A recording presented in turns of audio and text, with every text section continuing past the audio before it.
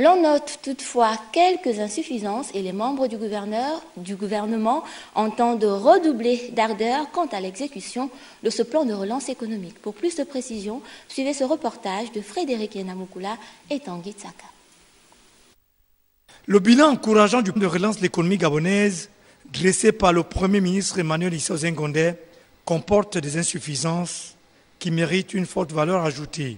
Le gouvernement est encore attendu sur l'accélération des réformes et de la cadence d'exécution des programmes d'action plus pratiques afin d'atteindre les objectifs fixés.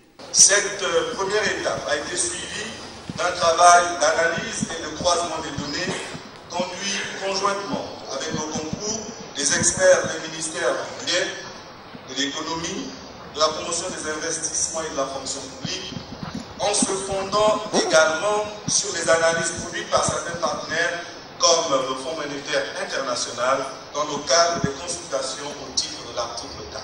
Beaucoup d'efforts restent à faire. Le déficit a été ramené à 3,6%, l'endettement à 59% de notre PIB.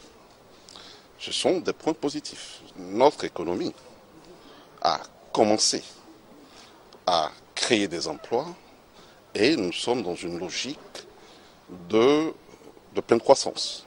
Des efforts restent à faire en ce qui concerne la mobilisation, n'est-ce pas, de nos recettes, en ce qui concerne la maîtrise de nos dépenses, mais sur le volet masse salariale.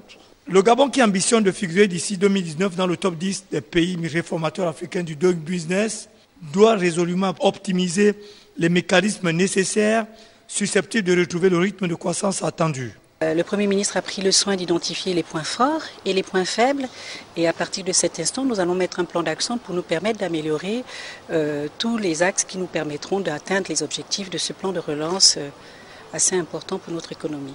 Le secteur agricole a donc été identifié parmi les filières à forte compétitivité dont il faut promouvoir la compétitivité.